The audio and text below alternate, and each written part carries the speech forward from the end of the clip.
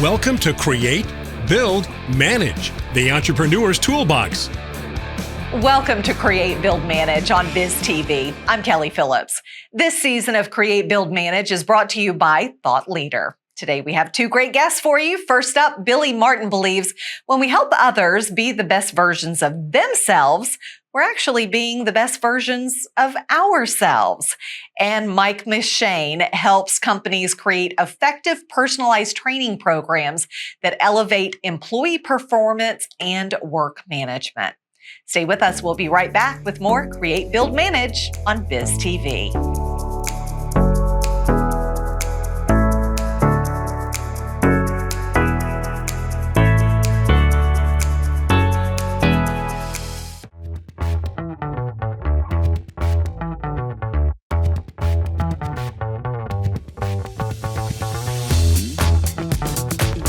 Our first guest believes when we're helping others become the best version of themselves, we are being the best version of ourselves.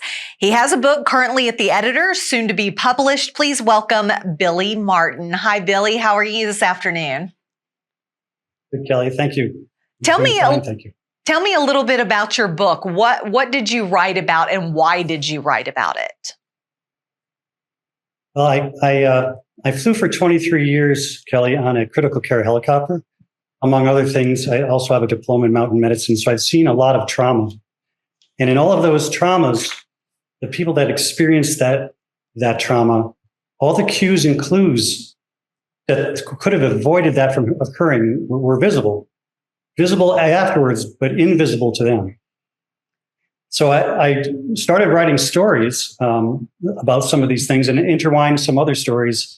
For example, there was a hitchhiking trip across the country back in the 70s where I got picked up what I believe was a serial killer and rode for 300 miles with that person. But I realized the decisions we make are our choice to make. And if we allow other things to make our decisions, we will suffer the outcome. Yeah. So I started writing. The stories are interesting, but the object of the book is to help you identify those moments. So the second part of the title is recognize those moments that predict and change your future. And what do you see as barriers from recognizing those important moments in your life? So that's really interesting. So, we go through our own story. Like right now, if your viewers are watching this and they have their own story going on in their life right now. And it's easy to miss the thing that's right in front of you because you're moving forward at such a high pace. So one of the barriers is time. And often we'll have that thought come to our mind that, I wonder if, and pretty much every one of your listeners has had that thought and ignored it and then kicked themselves in the butt for ignoring it. So if you start to use time, you recognize time as a barrier, then you can look for trigger moments just to slow down long enough to basically, in my book, I use the phrase, this is one of those moments. And that slows you down enough to recognize that maybe there's a better plan. And that's the main barrier. Others have to do with the people around us, and their decisions also make our decisions. So sometimes it has to be safe for us to ask them. Is it easier sometimes for other people to see those marks in our life that teach us lessons as opposed to us seeing them themselves? Well, think about that, Kelly. So have you ever had anybody close to you say, I'm not sure that's a good idea? All the time. Often you're right. Or you see something with someone you don't know in a supermarket, but you don't know them, so you're uncomfortable saying something. Those are those moments I'm talking about. And if I think we see a lot more than we give ourselves credit for. But what I like to refer to are these red flag words. If we see something, we say, oh yeah, that should be fine. Should be, maybe, might be, probably, or all mean we don't know. So if we just laugh for a minute and say, oh, that's one of those words, that's long enough for us to change our plan. So take the time. I know you established something called the 3 Ds. What are they and why did you establish them? So I'm going to go out on a little bit of a limb here. So I talk, as I get older, mostly everyone I talk to is younger than me. And my generation, who knew that would happen, right, Kelly? What I recognize is that my generation is really good at what I call the 3Ds: defensiveness, divisiveness, and dismissiveness. And they also seem to be really good at judging. And what that does, if I dismiss or judge you or put you in defense, that will cause you to rationalize and justify. And both of those things are about something in the past that you've already done. And we can't change the past. We can only change what's happening right now to change the future.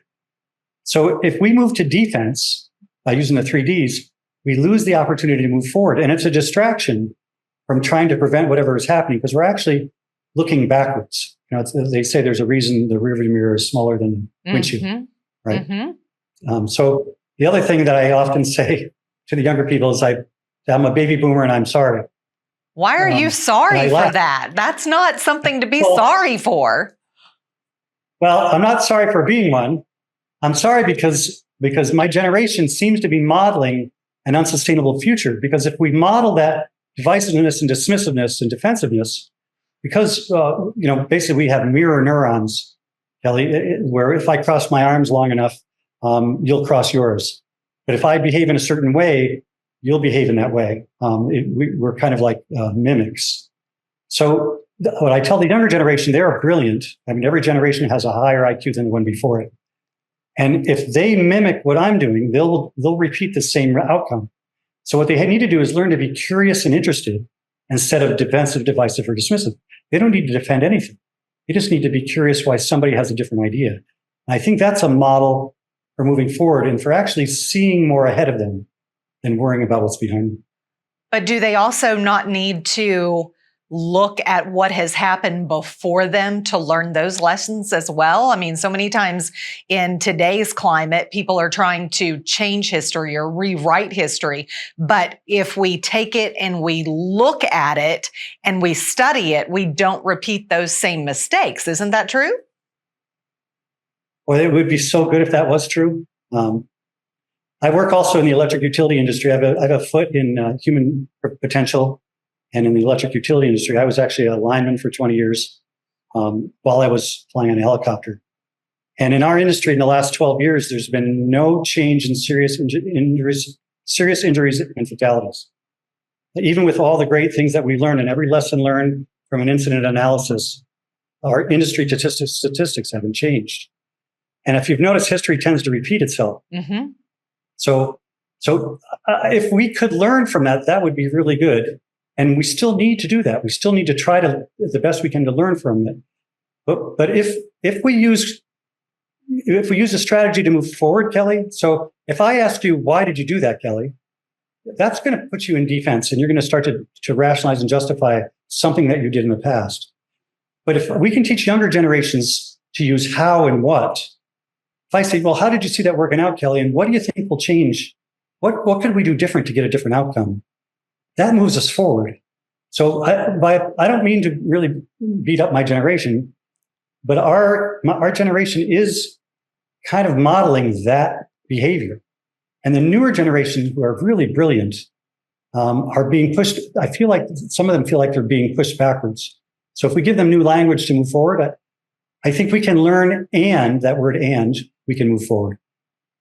It sounds like an interesting thing. So when will your book actually come out and be available to others? Well, I'm hoping it's at the second edit right now. I'm hoping to get a publisher sometime in the next few months. I'm probably going to self-publish because I'm not getting any younger, and I don't know if I have time. And I've actually already started a second book. And the second book is Life as a Social Experiment. It's a guide to a happier, productive, more innovative, and satisfying life. Because if you look at life as an experiment, you're not focused on the outcome. You're focused to learn from the outcome, which is a different thing. Then you're not disappointed. You're moving forward. But I'm hoping this summer. I do have an interesting thing occurring. I'm actually pitching the book to a producer soon, also because there's 18 really cool stories in it that could be streaming movies. So, Billy, if folks want more information on you, how do they find you? Well, my website is thinkprojectllc.com/speaking. And my email is pretty easy. It's influenceteamdynamics@gmail.com. All right, Billy Martin, thank you so much for joining us today. We appreciate all you had to say. Thank you, Kelly.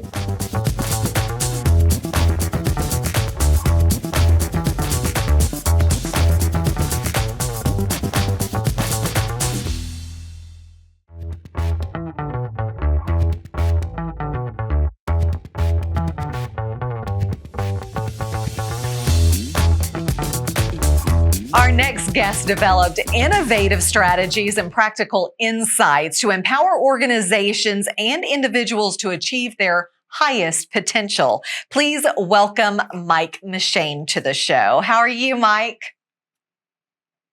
I'm doing well. How are you doing? Good. So why do business owners and managers need your help? Well, if business owners and managers were anything like me when I was running my businesses, you get burned by customers, by vendors, and sometimes the worst case is your own employees, people that you've vetted, people that you've put your trust into to be able to help grow your vision. And so help them identify ways to improve. And that's why you would need somebody like me. Now, you say get burned. Describe that for those people who don't understand that term. So there's really two different areas of that term.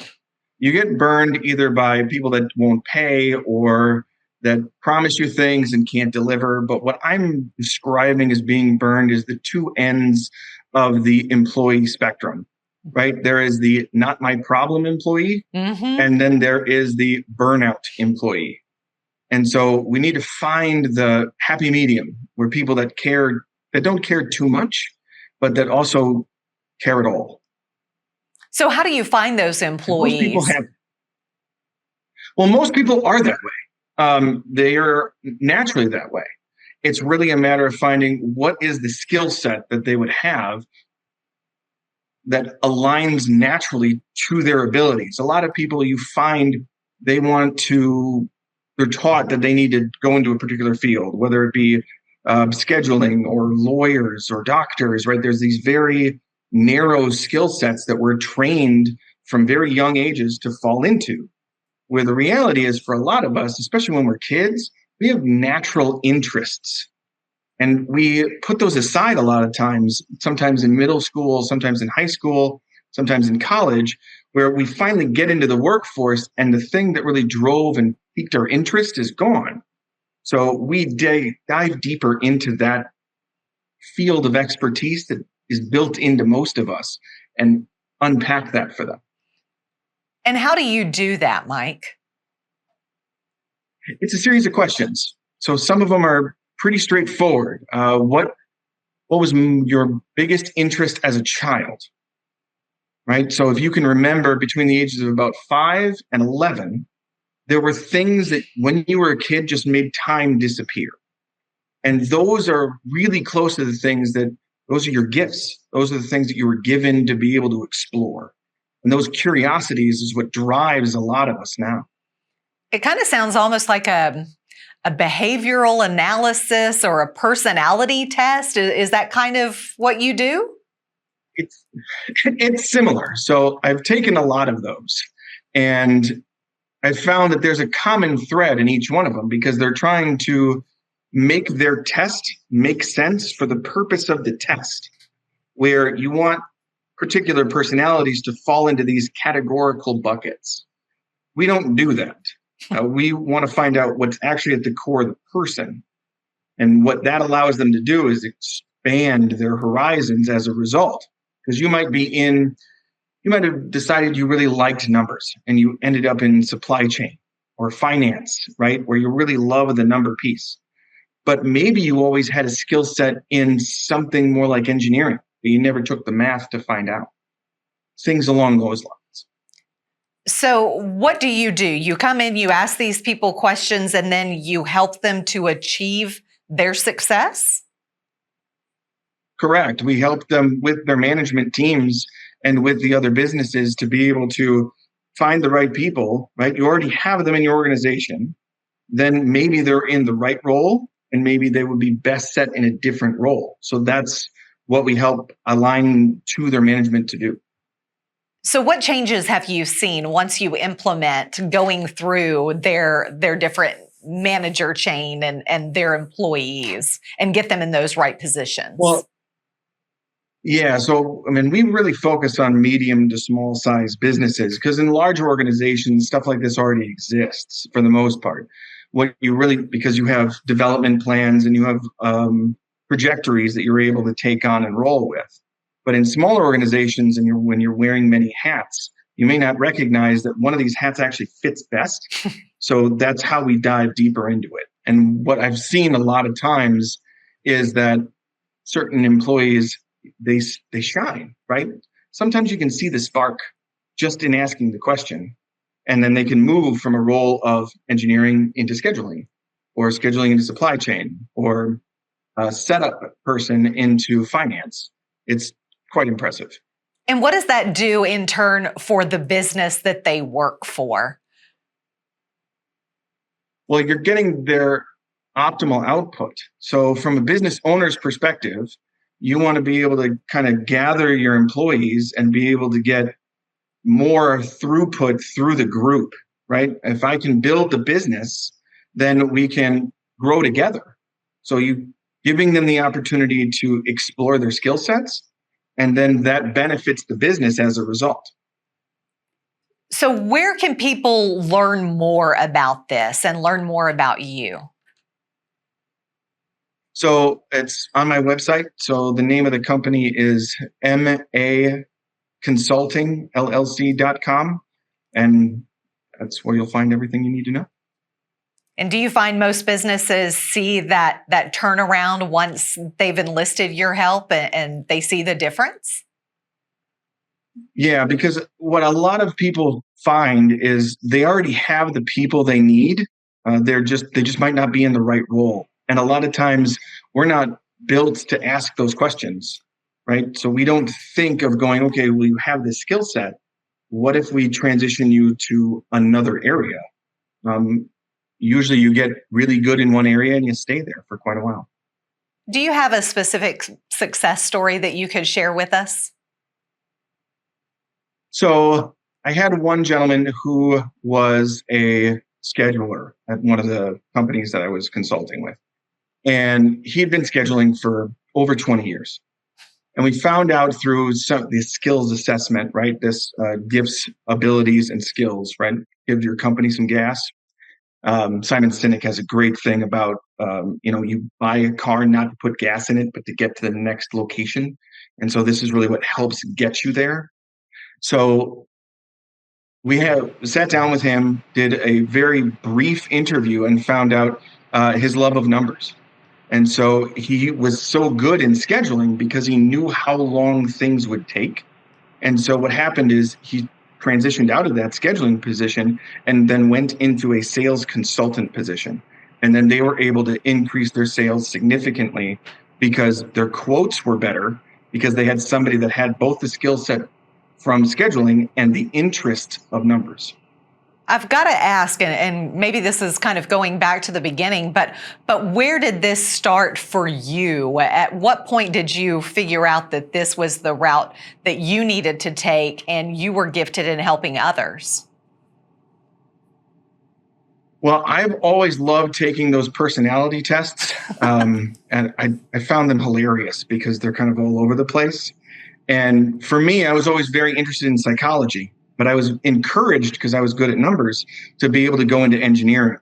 And so based on my background of being in manufacturing for the past 15 years and program management, I've seen a lot of these trainings and to try to get the people to the next level and to be able to get that throughput inside of your manufacturing environment. And so I thought, well, wouldn't it be great if the same people that you had in that environment could take the next level with you? Instead of just doing the standard execution that we have in manufacturing now. So I thought this would be a great opportunity to do that.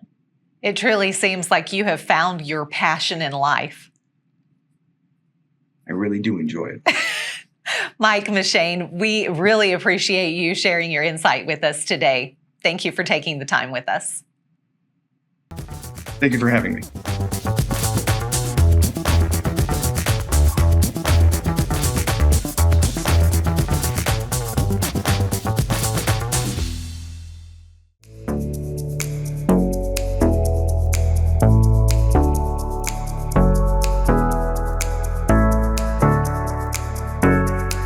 Thanks for joining me today for BizTV's Create, Build, Manage from Thought Leader. Do you have a message that you want to get out into the world? Thought Leader has helped many aspiring motivational speakers land TEDx talks, from their virtual talk practice club to speaker certifications and TEDx-style coaching. Thought Leader will help get your message out into the world where it belongs. For more information, visit thought-leader.com. Stay tuned to BizTV for more stories that educate, enlighten, and empower.